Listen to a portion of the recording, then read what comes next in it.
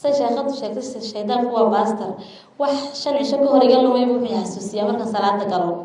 meeshaan dhigay meeshii yeelay welina si kasta waan u baarayo maan arkin yani duco la yiri salaad sahwiga mana anigu horta way jirtaa laakiin anu ma waan waayay baaritaankii markaan sameeyay tuyga yar baa jirta oo iyaduna sheekada markaa waxay igu tiri anigu ducan kale ma garanayo quraanka kor u qaad markaad akhriis marka insha Allah fursadda ma kaga faa'iideysanayna sheekadu taana ay iga jahay saarto ay iga jawaabto sidoo kale talabaade aan doonaynan sheekada weydiiyana waxa weeyaan tii labadaba ma ilaawayba farabadnaantiina darteed been idin sheegi maayo maalintu aabahay dhintay kelidii baa wuxuu dhalay Hargeysa joogay Hargeysa nin magac ku leh oo aan ii iman oo aan igu oran aabaha waxaas ii qabtay muu jirin miskiin aan ii iman oo aan igu oran family-ga laba walaala baa ii yimaada oon is ogeyn oo igu raadaan aniga aabaha waxaas ii qabtay suuqa kalena igu raadaan aniga aabaha waxaas ii qabtay si isku dul ooyaan ismana ogeyn sadaqadu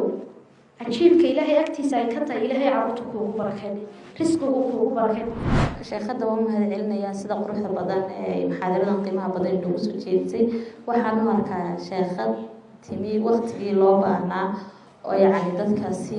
maskaxiyana wuxuu fahansiinaysaa intii aan anigu arkay baraha bulshada ku arkayna qof si gaar ah dhageysanaya weeyaan aad baan ugu faraxsanahay muxaadarada ka qayb qaato anoo ka faa'iideysanay fursadan la siiyay sheekada rabaa inaan weydiiyo laba su'aalo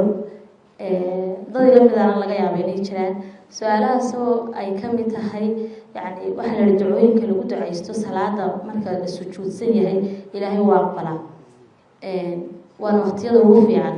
marka waxa jirta in la yiri hadana aan maqlay in yiri af carabi lagu duceystaa marka laga yaabo waxay lagu jiro hooyooyin Soomaaliyeed oo fursad u helin inay carabi bartaan ama ay wax bartaan doonayaan inay sujuuda ku duceystaan waana waxyaabo ugu muhiimsan ee ay ka mid tahay in la baro dadka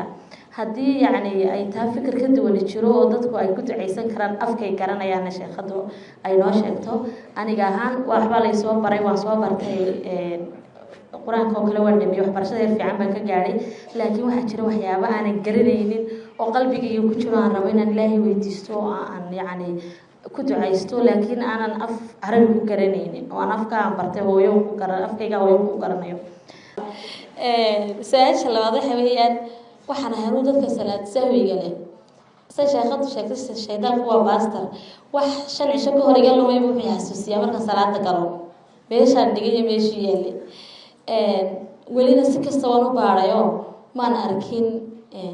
يعني دعوة لرسالة سوي ما أنا ورطم دوي شرتها لكن أنا ما وان واي بارتان كمركز سمي توي غير باترتا ويدنا الشيخ هذا مرجع واحد يقول لي أنا تعال كلام كرنا قراءة كرو قاب مركز خريس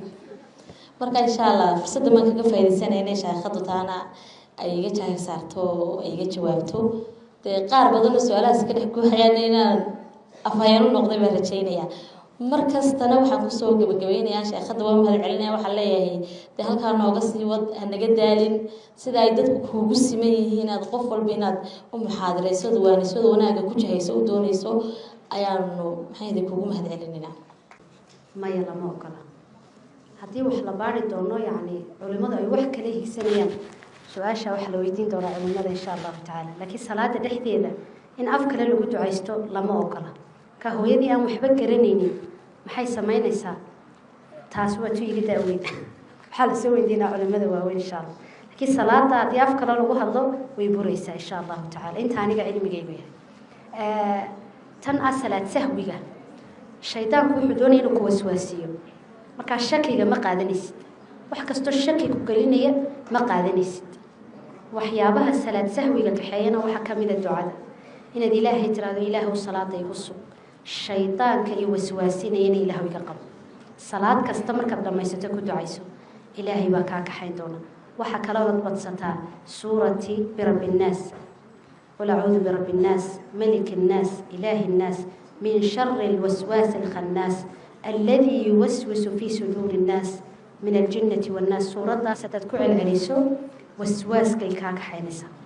إن شاء الله هبا قباد waxay noo rajaynaynaa nolol qurux badan fi dunya nolol qurux badan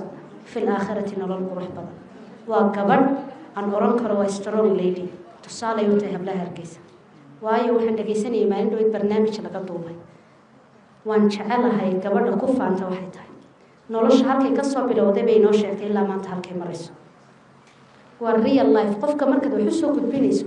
waa inaad wax tangible u taaban karaad uga sheekaysaa ilaahay nolosha halkay hiigsanaysaa gaarsiiyo